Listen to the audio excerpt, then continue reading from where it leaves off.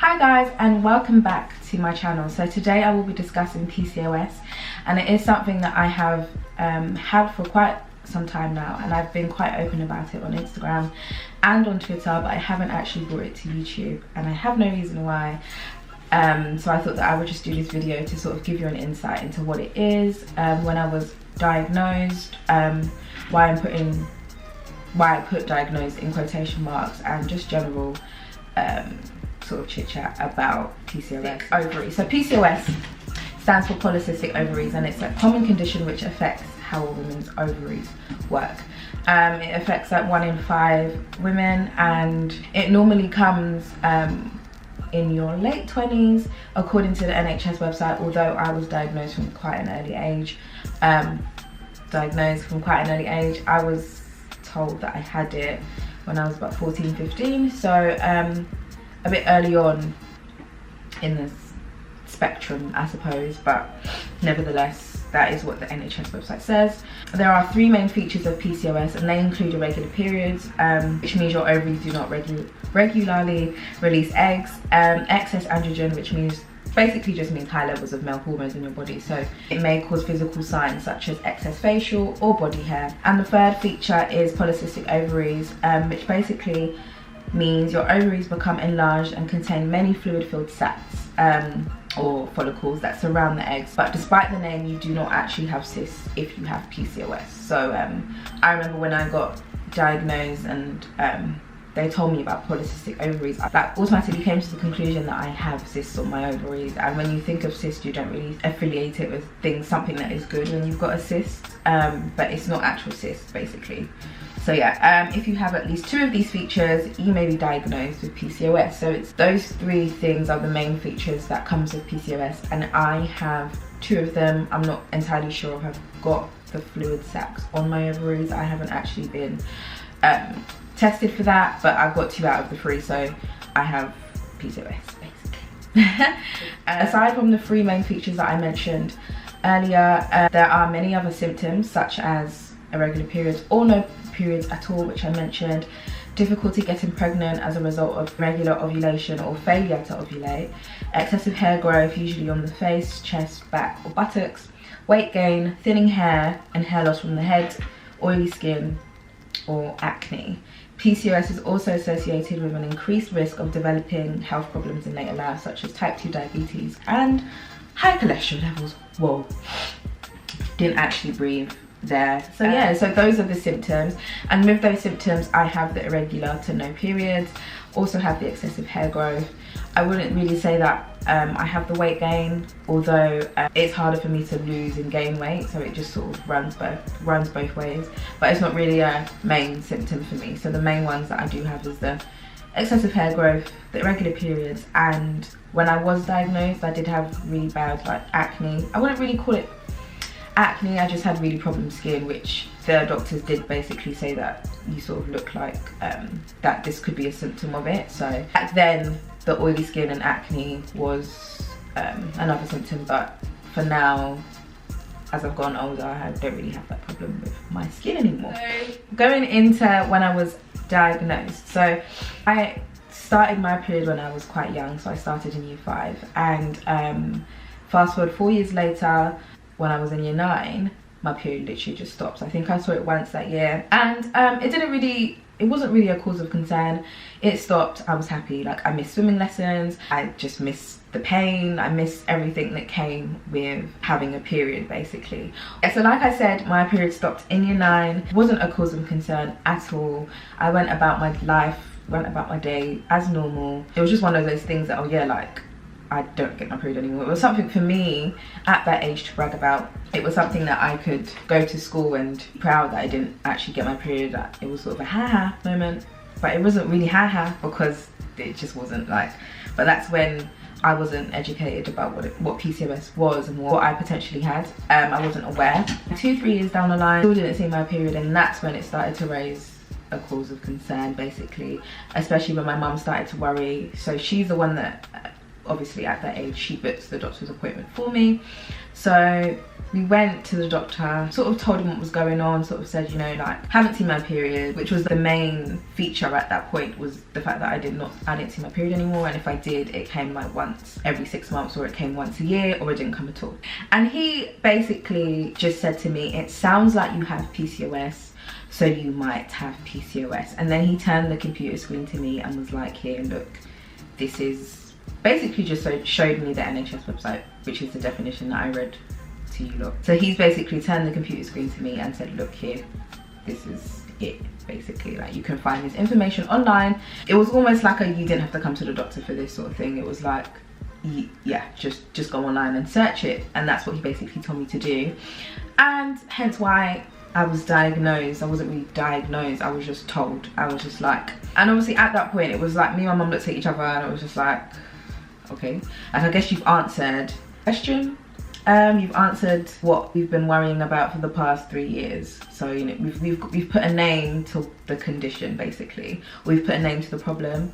And after that I left the doctor, and obviously because at that point I still didn't actually care. I was still quite young, didn't really care that fact that I didn't have a period. But I still went back to the doctors another 3-4 times, and I had blood tests just to see if there was anything wrong, because like I said, I was quite young for my period to have stopped completely. The blood tests were sort of mandatory because it was a bit questionable, basically, as to why my periods had stopped so early on. So yeah, had 4 more doctor's appointments, 4 more blood tests, all came back, you know, that everything is normal, everything is fine.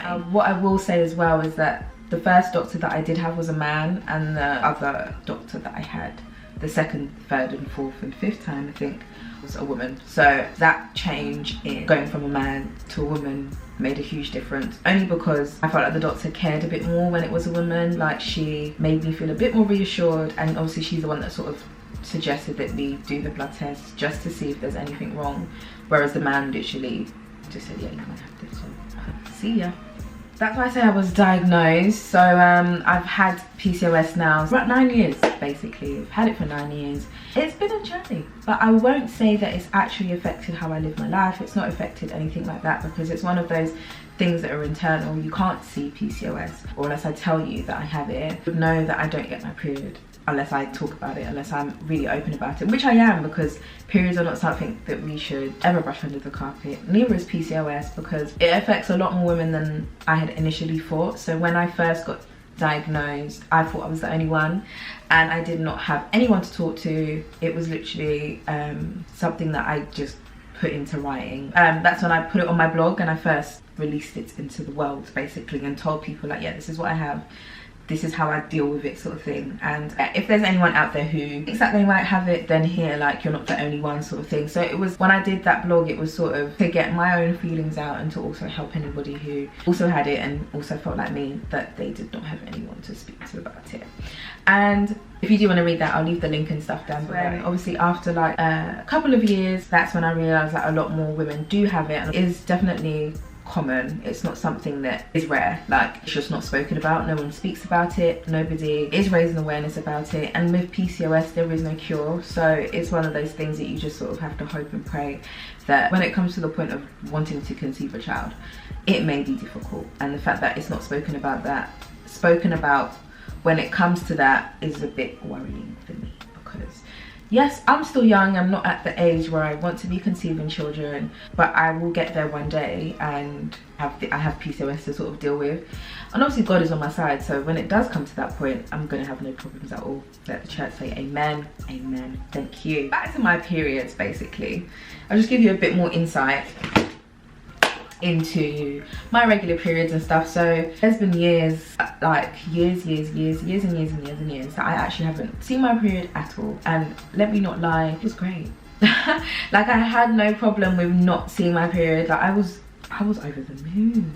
But you know, it's like not until like I started having conversations with people, and it was like, okay, I'm getting older, why am I not getting my periods? Like, why isn't my body working the way everybody else's body is working, or why isn't my body working the way science says my body is supposed to work as a woman?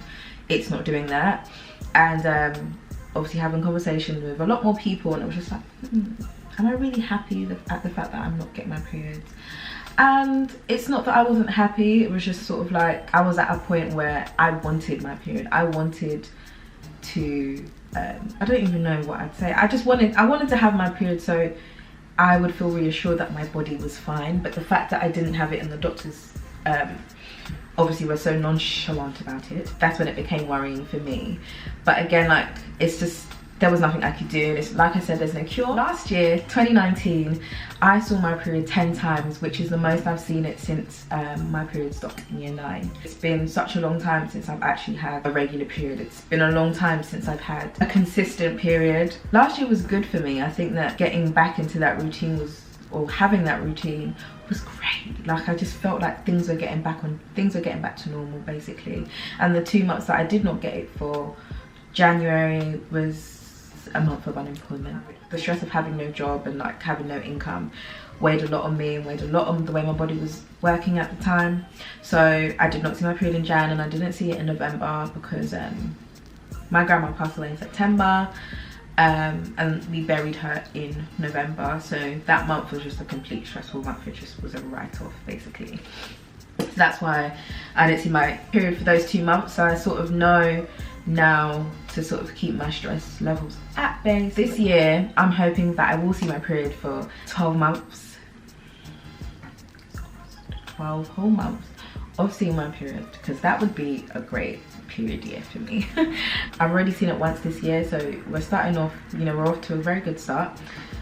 So now we're just gonna see if things do pick up, and it'd be great if it does. But yeah, one thing that I will say about not getting my period is that or not being used to regular periods and not having that control rather over my own body and over my periods, basically. Because I know a lot of girls these days, they use like apps and stuff, and like they can sort of control or be in control of when they're gonna start their period. So they know, like, okay, you know, I finished on this day, so the app tells me I'm gonna start around this time. Or like, I think that when you have your period and you finish, so maybe it's like 28 days from the point that you finish or 28 days from the point that you start. I can't actually remember how it goes. But because I haven't had a regular period in so long, I've got no way of tracking it, I've got no way of controlling it, I've got no way of determining when my period is going to come. So it's literally a guessing game for me. I have to just be completely and utterly prepared for the worst to happen at all times. My period always catches me off guard. Like, I never know when it's gonna come. I could be out and it could come. I could be wearing white in a very public area and it could come. That has never happened to me, thank God. But like, those are the sort of fears I have to carry on my shoulder because I don't get my periods, basically. I don't get regular periods, rather. So it's annoying at the fact that I have to carry spare pads, which I'm sure a lot of women do anyway, but carry spare pads with me, sorry. I carry spare knickers sometimes. And yeah, those are the main 2 things that I have to do, but I just have to be really organized and be really ready to start, basically. And if I do start, that I've got the tools to control it and not embarrass myself. With the fact that I can't control it is literally the most annoying thing ever. Like, I wish I could, you know, use the app. Even though last year I could sort of guess when it could come, because after the first 3 months there was a pattern that I was seeing. So that's when I sort of clocked onto that pattern. This year, I'm not gonna lie, I don't even know the date that I started in Jan, so just literally playing a risky game here, but hey.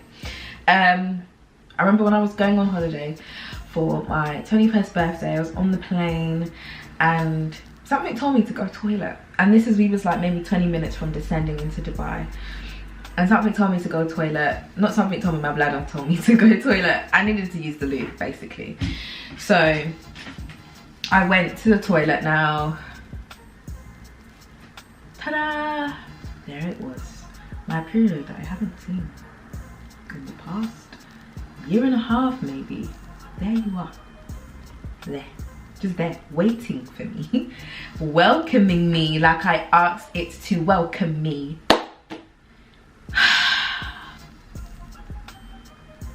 I was so upset. Like, I've never been so annoyed at something that I could not control before, ever in my life. I was irritated. I had to do the tissue thing, as you girls may know. had to do that, and I went back down to my seat, and that's when, and then I think the pilot was like, okay, everyone fasten your seatbelts, you know, we're basically in Dubai, basically, like we're landing. And I just thought to myself, it was absolutely ridiculous. Like, so the fact that I'm going to Dubai for my birthday, why would you come now? I just didn't understand. I was